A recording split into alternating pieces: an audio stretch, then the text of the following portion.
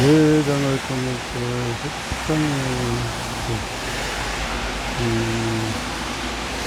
마지막으로 이 부분만 고려해 보시겠어요? 응? 이전 사례들이 나타났듯이 베트나라는 개념은 협상에서 매우 중요하다. 그러나 협상이 서리일체 베트나에 정착하기도 하고 모든 기타 대책들을 탐사하기도 전에 협상을 조율하게 한다. 국산.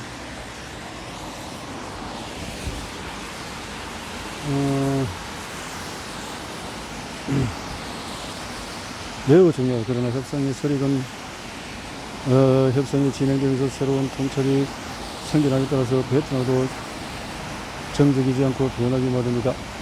베트나의 역동적인 특징을 이해하고 최종 결정을 내리기 전에 베트나를 재평가할 필요가 있다.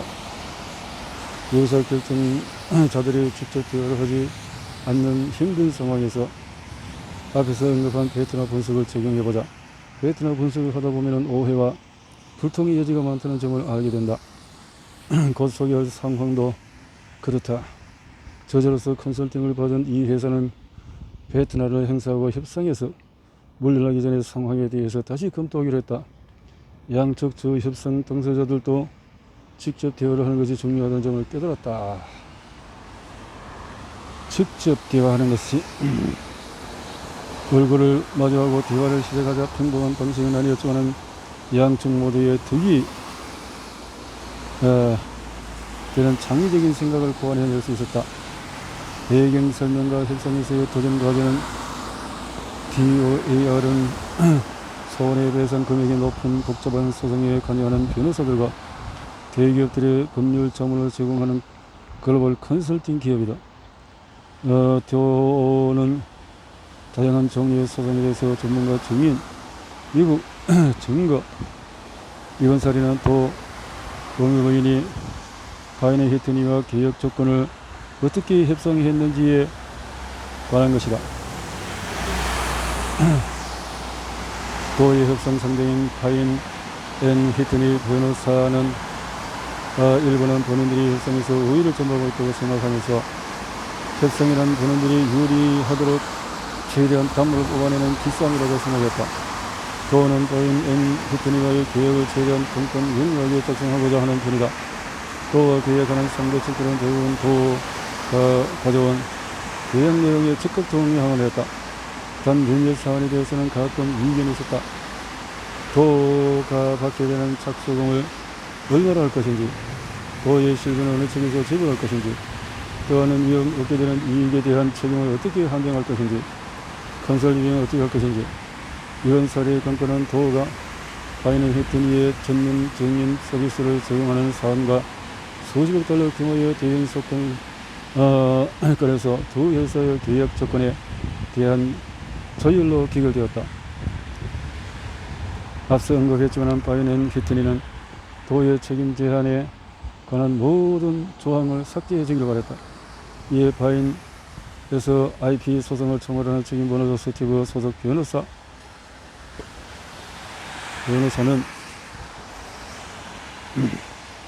7년까지 소속 변호사로 활동한 후에 변호사가 되는데, 그의 계약서에서 책임 제한 조항 삭제하라고 지시했다.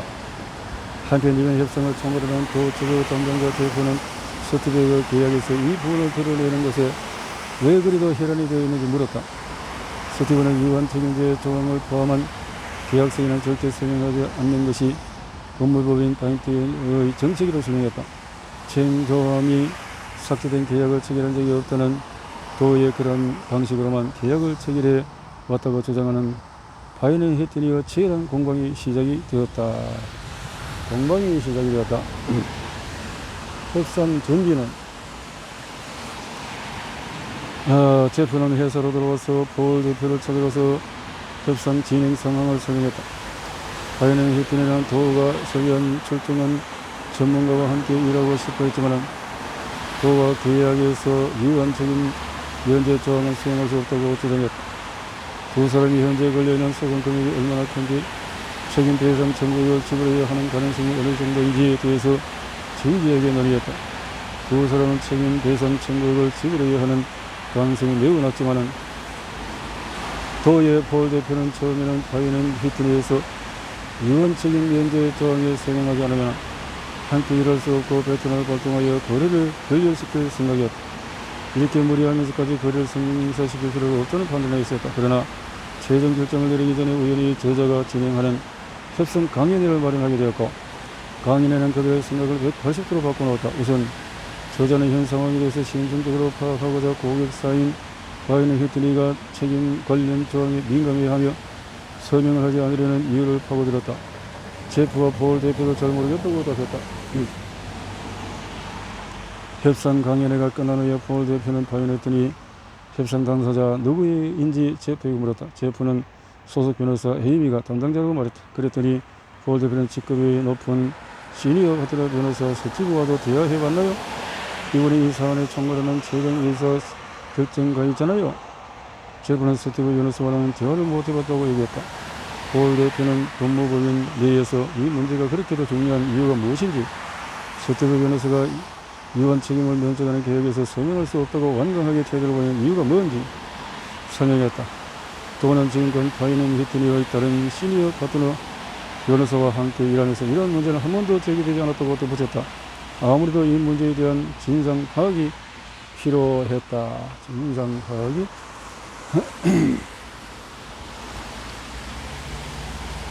본격적인 협상은 다음날 폴 대표와 제프는 에이미 변호사와 스티브 변호사의 전화 통화를 했다. 일상적인 대화로 대화의 문을 연 후에 폴 대표는 자신이 파이는 히트니와 이 회사의 시니어 파트너 변호사와 친구이라면서 한 번도 그런 문제는 없었다고 했다. 폴 대표는 저만이 유일하게 회사의 방침을 준수하고 이해하는 것 같습니다. 개전 변호사의 조치는 제가 알 바 아니고요. 회사의 방침을 이해하니 제 마음대로 변경할 수 없습니다. 폴 대표 스티브 변호사의 입장을 이해했다. 전화통화를 마친 후에 폴 대표 제프는 본격적인 브레인스토밍에 들어갔다. 번뜩이는 아이디어들의 오가는 가운데 두 사람의 내린 결론은 이루어졌다. 파이는 히트니 법무법인 직접 전문가를 고용하여 도가 중간에서 에이전시 역할을 하지 않기로 합니다. 처음에는 단기 수익을 이룰 것을 우려했지만 장기적인 법무법인과 관계를 유지하는 것이 더 중요하다고 판단했기 때문이다. 전문가가 도와 특정 계획을 맺은 상태이고 파이는 히트니도 도와 계약 관계에 놓여 있기 때문에 도의 동력에 있어야 실행할 수 있는 사안이라는 점도 파악하고 있었다. 자, 전문가는 교수이자 1인 유한 책임 회사의 사업가이기 때문에 그가 떠안을 리스크가 도에게 비해 훨씬 적었다. 그래서 유한 한 것을 적었다는 거죠. 이렇게 해서 폴 대표와 제프는 그 이후에 스티브 변호사에게 연락하여 이번에는 전문가와 직접 계약을 해도 좋다고 설명했다. 이 사례에서 첫째, 죄송하지만 우리 회사 방침이 이렇습니다 라는 입장 이면에 어떠한 이해관계가 있는지 파악하라. 첫째, 협상 담당자에게 조치를 마련해달라고 요청하니 죄송하지만 우리 회사 방침이 이렇습니다 라는 답변을 듣는 경우가 더 있다. 앞부 사례의 상황도 그랬다. 당신이 협상 담당자로서 이와 같은 대답을 전달을 어떻게 할 수 있을까? 회사의 정책은 하나의 입장이라는 점을 상기할 필요가 있다. 이때 왜 그러한 정책을 펴는지에 대해서 질문을 해봐야 한다. 이 정책을 추진하는 근본적인 이유는 무엇인지, 사례에서처럼 이와 같은 질문을 했는데 명확한 답변이 나오지 않으므로 폴 대표와 제프는 상대적인 이해관계를 충족하는 방향으로 대안을 찾고자 했다. 교훈 2는 가능할 때마다 의사결정자와 협상하라. 최종 의사결정자와 직접 소통하지 않으면 넘어야 할 사안이 많아진다. 이 사례에서는 협상에서 의사결정자들이 직접 소통하지 않으면 서로의 의도에 대한 오판 등등 특정 걸림돌이 생기는 이유 혹은 명시한 입장 이외에는 어떠한 이해관계가 있는지에 대한 협상 담당자가 제대로 파악하지 못하는 상황에서 의사결정자들의 불통은 치명적인 타격을 입는다. 교훈 3. 여러 베트남 옵션을 심사숙고하다 보면 획기적인 생각이 떠오를 것이다. 셋째, 사례에서는 베트남에 대해서 심사숙고했을 때 진정한 사고의 힘이 발휘된다는 점을 보여준다. 폴 대표와 제포는 고객사와 전문가 사이에서 중재 역할을 배제하면서 베트남을 실행하는 고객사와 별도로 또 다른 협상하여 자신들의 목표를 달성할 수 있다고 생각했다. 두 사람은 창의적으로 협상 과정을 구조화하여 전문가와 고객사를 맺어주는 비용을 받는 동시에 그 과정에서 떠나야 하는 리스크를 배제할 수 있었다. 교훈사, 외부 협상 컨설트를 기용하여 타인의 관점을 이해하는 조망 수용력을 키울 수가 있다. 마지막으로 이처럼 새로운 방식의 사고와 분석을 할 수 있었던 이유는 외부 협상 컨설턴트를 기용하여 협상 과정에서 도움을 받았기 때문이다. 컨설턴트를 기용하는 것이 관리적이지만 조직에서의 외부 컨설트의 도움을 받을 때 자신들의 가설에 대해 냉철하게 분석하고 질문을 던지도록 해야 한다.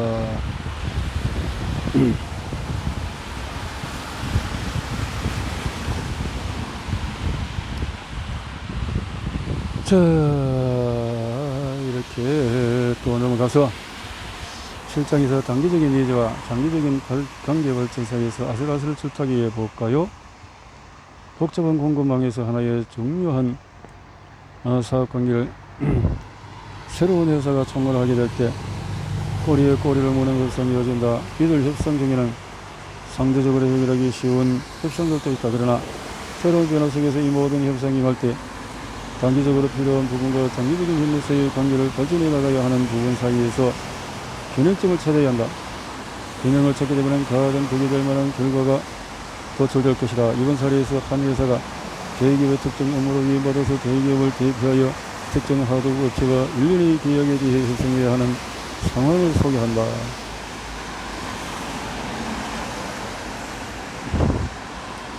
배경 설명과 협상에서의 도전 과제는 책인데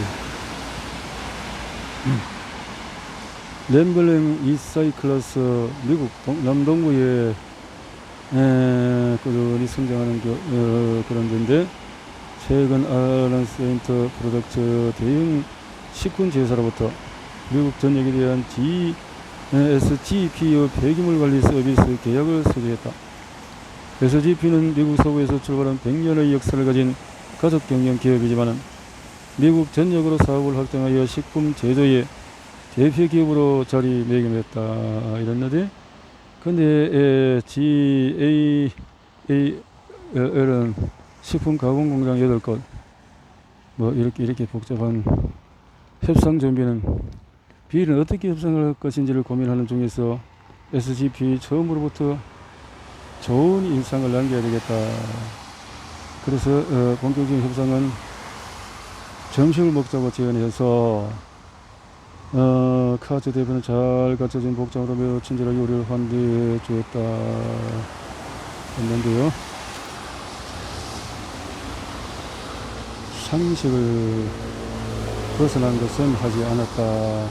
교훈은 최초의 제안들은 첫 번째 교훈은 어떠한 제안들은 첫 단추를 끼웠는가 이다. 비일은 지나칠 정도로 공격적인 첫 가격을 제시하며 협상이 지속되지 못할 수 있는 상황을 처리했다. 협상에서는 높은 목표를 놓고 조율적으로 임하는 자세도 필요하지만 터무니없는 제안으로 선을 넘지 않는 태도도 매우 중요하다. 두 번째는 다른 방향으로 오가는 시그널. 두 번째 경우는 협상에서 시그널을 보내는 방법은 다양하고 진지하고 최선을 다해서 협상을 임하고 있다는 입장을 보여줘야 할 때도 있다. 세 번째는 정당기 목표의 균형을 맞추며 협상의 문을 열어둔다. 호감도의 중요성. 호감도 중요하죠. 상대가 당신에게 얼마만큼 호감과 공감대를 가졌는가 하는 것이다. 호감도가 어떤 작용을 할 것인지 미리 알기는 없지만 호감이 형성되었을 때 바로 느껴지곤 한다.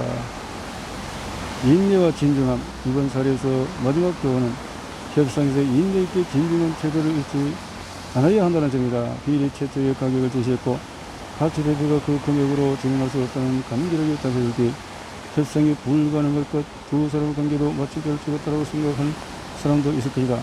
또한 비일이 첫 번째 공장을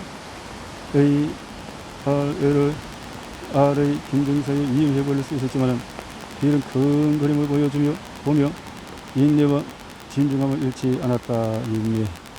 끝까지 그렇게 해서 협상 과정에서 막다른 골목에 들어서는 순간 협상이 다 끝났다고 단정해버리는 사람들이 많다. 그러나 최고의 협상가라면 사면 초과 상태를 바로 받아들이며 협상을 진행시킬 다른 길을 모색한다.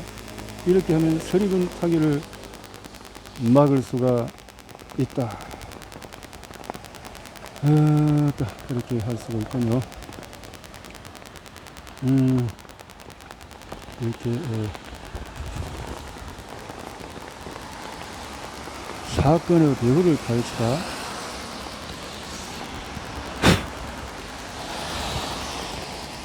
이게 어디서 이런 게 떨어지나? 아이고.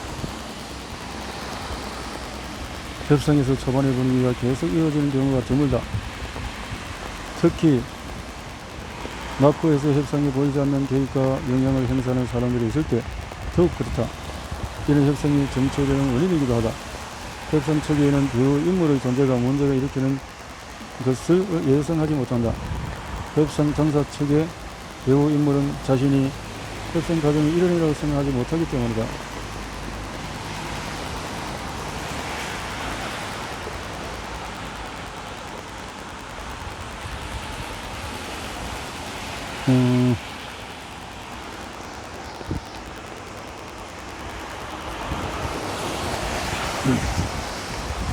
협상에서 배경 설명과 협상에서의 도전 과정은 어떻게 해야 되나. 협상 전기에서는 첫째는 지푸라기라도 잡는 심정으로 자신의 동료인 애인에게 상황을 설명했다. 긴급한 상황 속에서 사람들이 본격적인 협상은 점심 식사를 함께 하기 전에 알폰소와 스텔은 몇 차례에 걸쳐서 이메일을 주고받았다. 알폰소는 이렇게 하면서 주고받으면서 대화를 이끌어 나가는데 결론만 보겠습니다. 결론에 가서 상대방의 숨겨진 요구사항을 파악하라. 앞의 사례에서 상대방의 숨겨진 요구사항이 뭐냐. 스텔은 자기가 파악하지 못하는 이슈가 수면 밑에 있다는 사실을 직시했다. 그렇지. 숨겨진 어떤 파악을 하고 이해관계자를 파악하고 협상에 영향을 미치는 모든 이들의 의중을 이해하는 것이 성공의 열쇠가 될 수가 있다. 의중을 어떤 수단으로 협상하는지가 관건이다. 협상하는 각 방식의 장단점이 있다. 대면 협상은 보디랭귀지와 비언어적인 단서를 파악하는 데 매우 효과적일 수 있으나 누군가에게는 불안을 일으키는 경험이 될 수가 있다. 이 사례에서 이메일을 통해서 협상 전개가 진전을 가로막기도 한다는 점을 알 수가 있다. 사람들의 현관을 읽지 못하고 상대가 암묵적으로 추구하는 바가 무엇인지, 특정과를 하는 저의가 무엇인지 파악하기 어렵다. 스텔과 알폰소의 이메일 소통 방식은 매우 정체적으로 각자의 입장만을 전하기에 급급했다. 협상에서 효과적으로 이메일을 활용하려면 당사자들은 상대의 숨겨진 요구사항을 심층적으로 파악하고 상대의 모호한 발언에 대해서 명확한 설명을 요청할 수 있어야 한다. 협상 참여자들이 이 몇 개라도 실천한다면 소통 의지는 대폭 개선될 것이고 이메일 소통을 신중하고 사력 있게 활용하여 굳이 지양할 필요도 없다. 이렇게 할 수가 있다. 이렇게 말이죠. 그런가.